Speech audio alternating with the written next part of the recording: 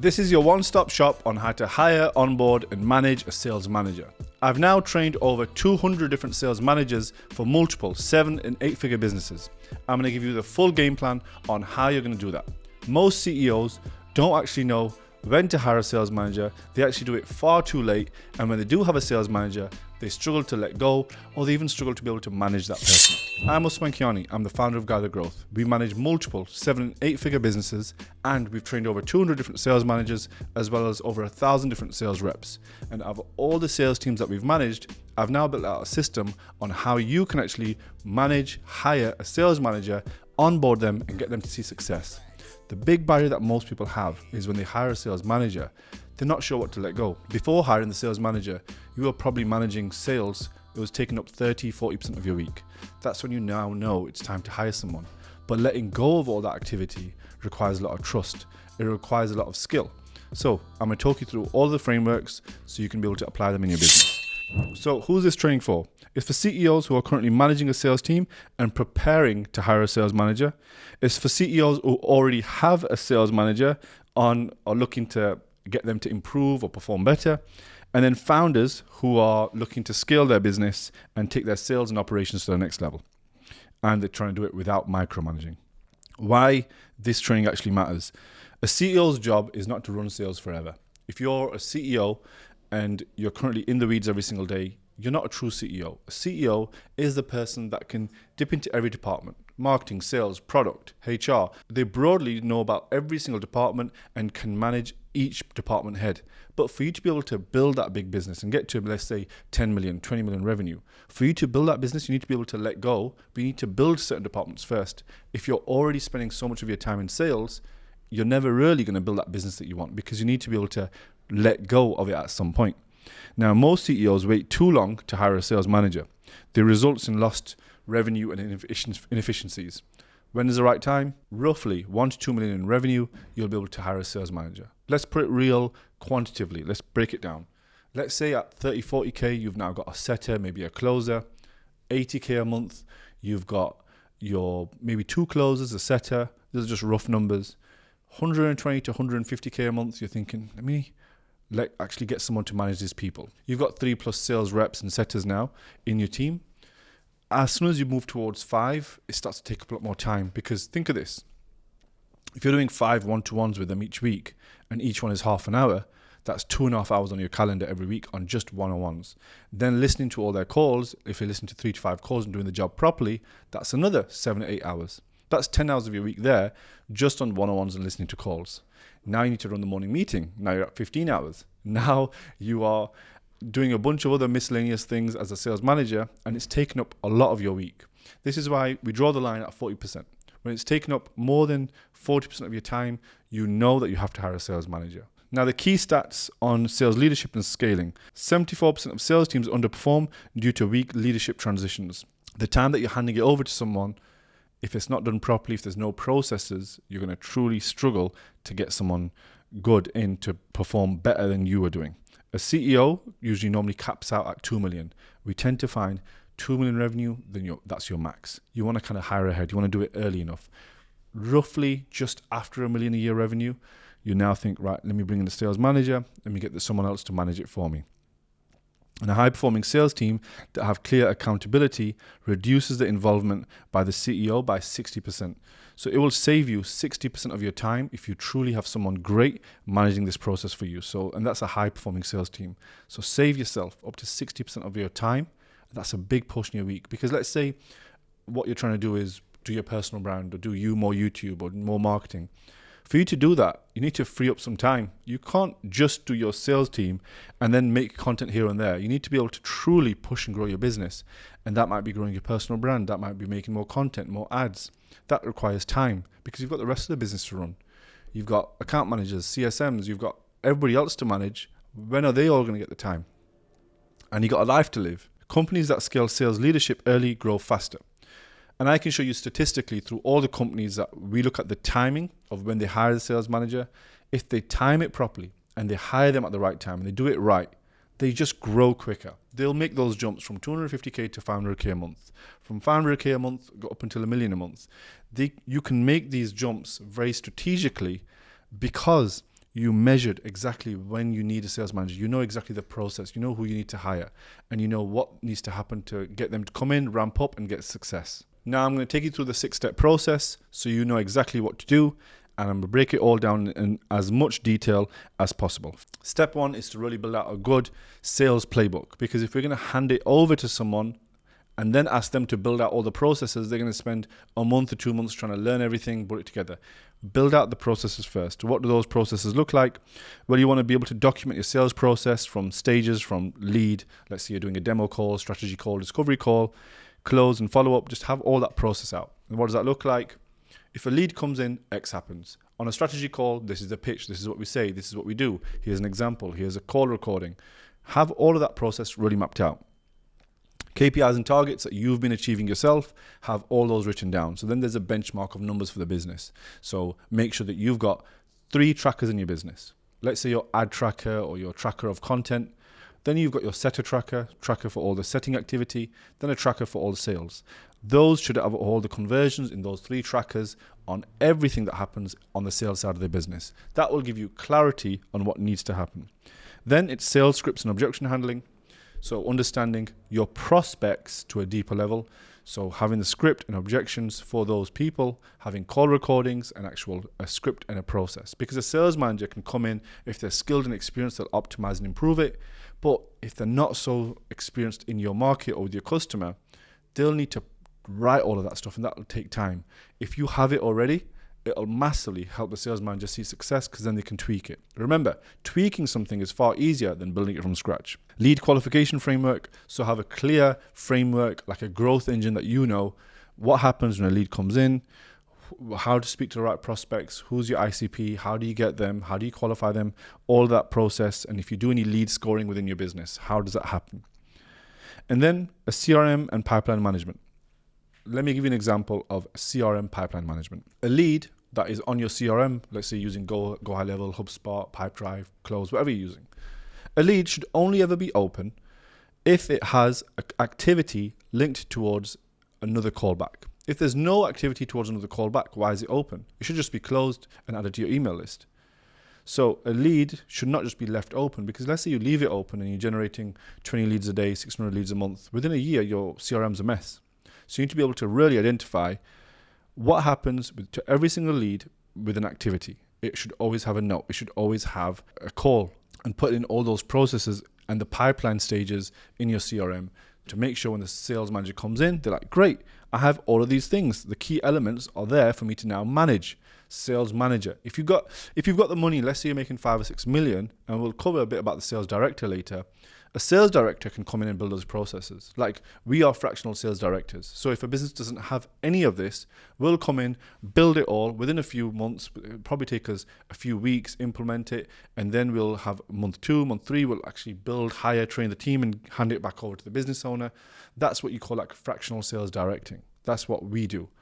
But if you don't really want to pay us to do it and you want to do it for free, you need to build out all these processes first to make sure you can hire a sales manager and they can see success. Step 2 is when to hire the sales manager. So here are the signs we need to hire. When you're spending 40% of your time on sales management as a CEO, sales reps are hitting revenue ceilings due to lack of coaching, so you think they can't improve, and you often might not even see it's lack of coaching, but I promise you it will be.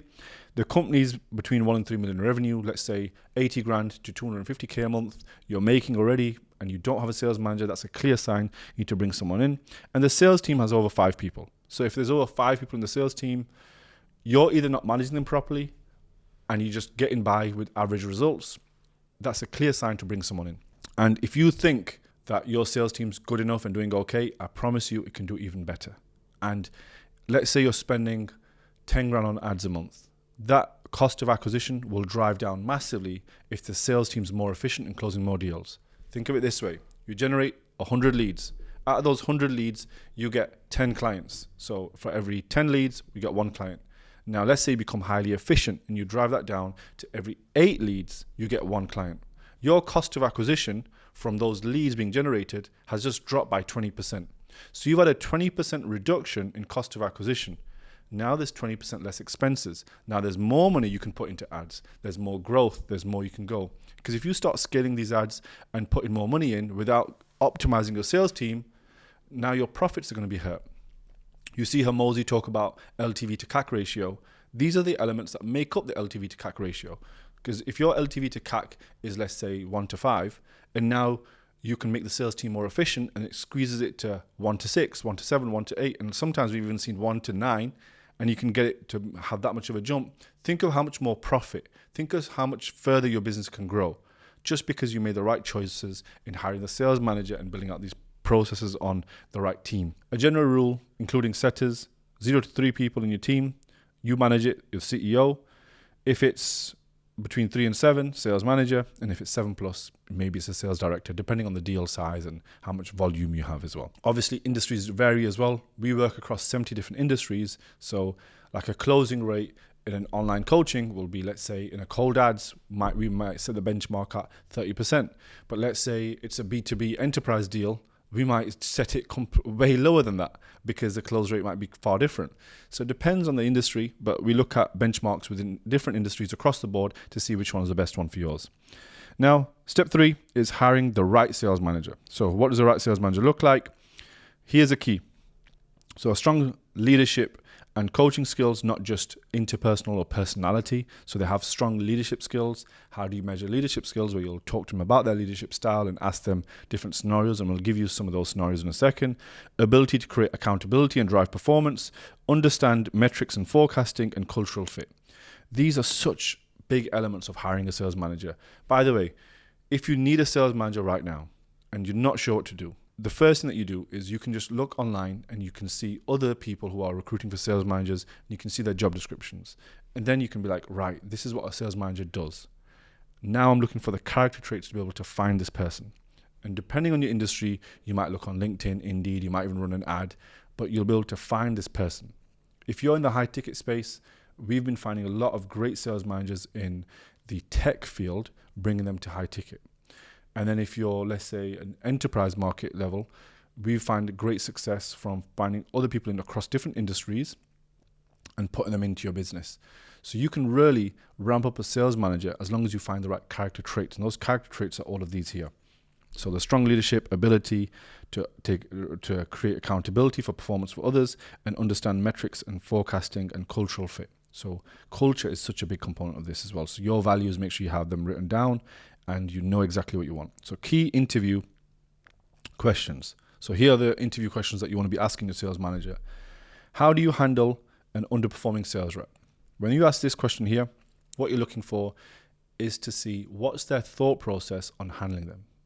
A bad answer would be something like, oh, well, I would listen to their performance, listen to their calls, and I would tell them to do better, or to give you a vague answer. The more detail they give you in this answer, the more you know they know their shit. If they say, well, first I would do this, then I would do this, then I would listen to their calls, then I would review them, then I would have a one-to-one, then I would work out what kind of learning style they've got, then I'd give them coaching, then I'd set them a task, and in the first week I would say, go and do this. The amount of detail you can get in this answer will determine their competence as a sales manager. How do you structure coaching for the team? What you're looking for is for them to say, I'm going to run my meetings like this. I'm going to do my one-to-ones like this. I'm going to do my role plays like this. The more detail, the better. Tell me the time that you improved a sales team's performance.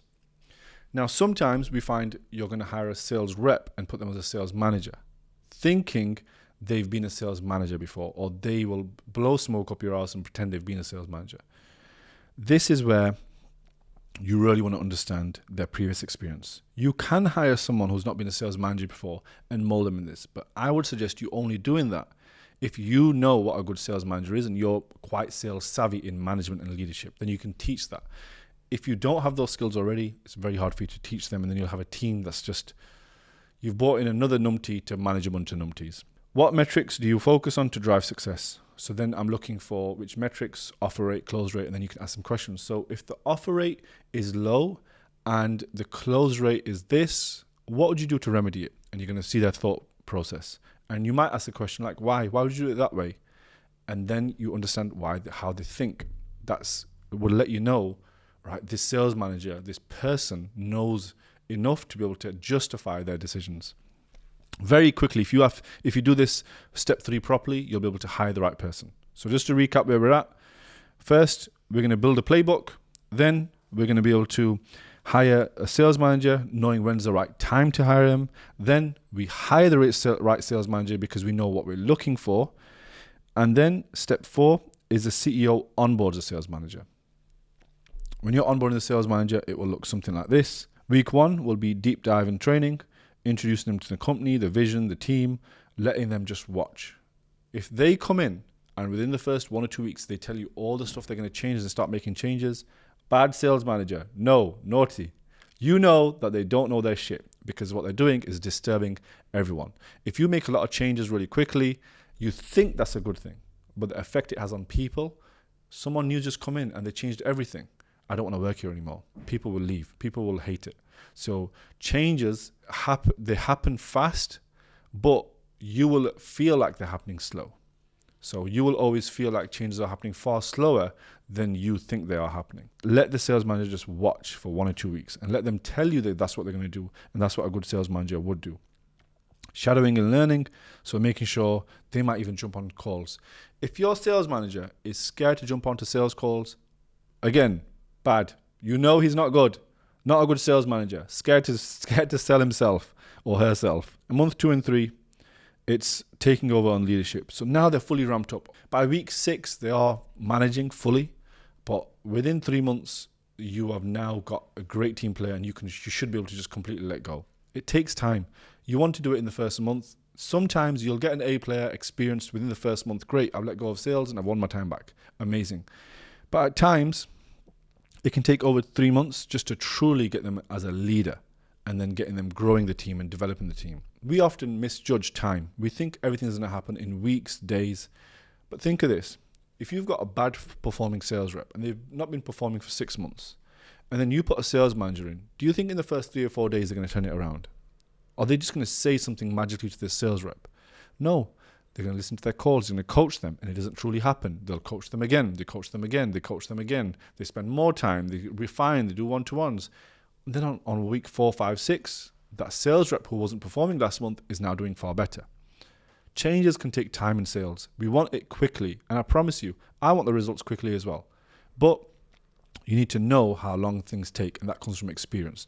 And from the amount of businesses that we manage, we know how long things take, and we know that you need to at times be patient enough to ramp up your sales manager properly. Step 5, what metrics will the CEO manage for the sales manager?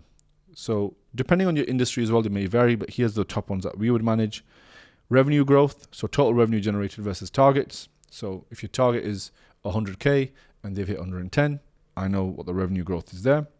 Team quota attainment, so percentage of reps hitting their target. So I'm looking at the overall team.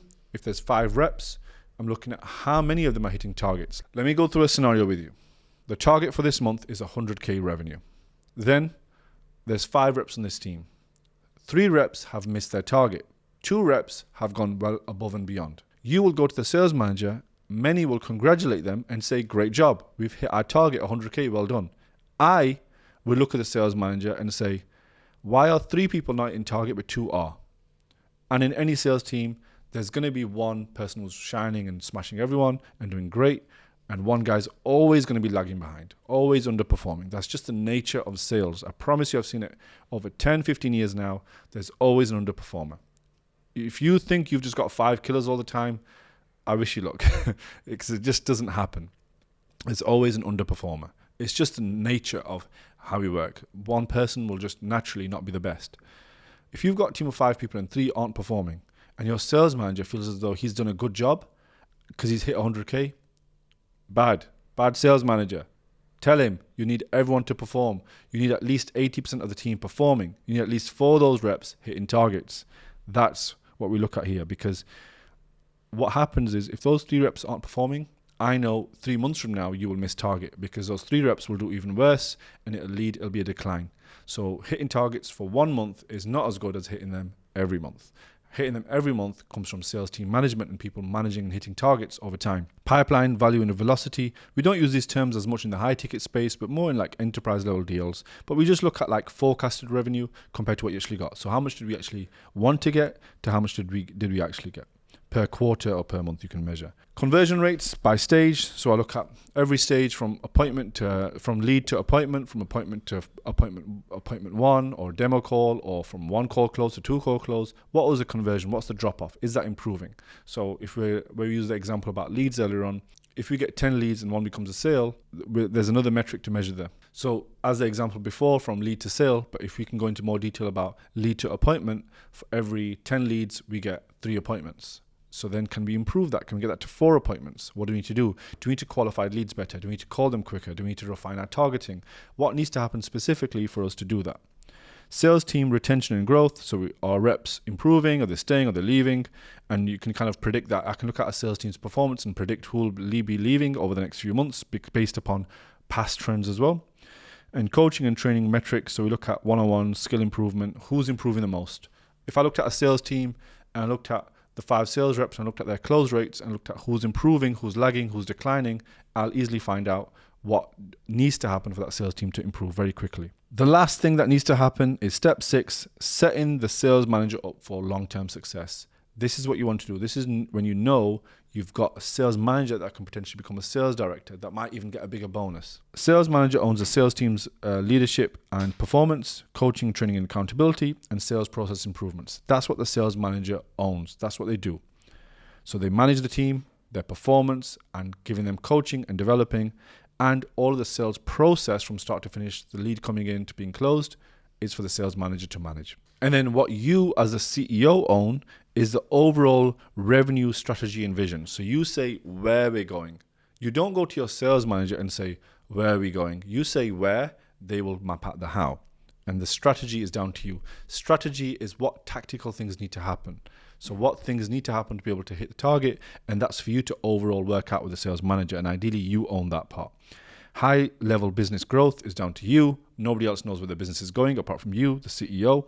And then supporting the sales manager, everything they need, having a one-to-one with them, saying what support do you need, what do they need in development. The development that they're doing with the reps, you're doing with the sales manager. So you want to make sure that you are truly developing and coaching your sales manager properly. Final takeaway for the training is hire and onboard and track the right metrics to empower your sales manager so you know what to measure and how to get them to improve so they actually love what they do and they can make a lot of money. Step back and let them lead. Don't micromanage. So an example, you wouldn't be breathing down your sales manager's neck all the time on everything they're doing. You would give them a bit of space and ask them to report back on at this time. And then that way they can give you an update and you ask them questions rather than you telling them what to do all the time. So ask, don't tell. And measure them by sales growth, team performance, and retention. So don't just measure revenue. Measure the team's performance and measure retention. How many sales team are staying there? How much are they improving by? And how much the revenue is going up? If all you did was measure sales rep improvement and then measure team churn, your revenue will go up every single month if you just do those 2 things. As long as you've got leads coming in, if those 2 things are managed, so you measure the inputs are management and leadership, the output will be revenue. That's a full guide on how to manage, lead, hire, train a sales manager. If you need more tactical videos like this, comment below, tell us what more you want to learn so we can provide those to you. If you want help building your sales team and you want to know exactly what to do, you're a bit stuck, you're not sure how to truly grow, you might be at 50K a month, you might be at 500K a month, you might be at $1 million a month, and you want to truly grow and develop your sales team, click the link below, book a call, and let's see if we can actually help you and understand where you're currently at. And if you're interested in actually watching more content like this because you want to get more free value, click the link on either side of the video, and I'll see you in the next one.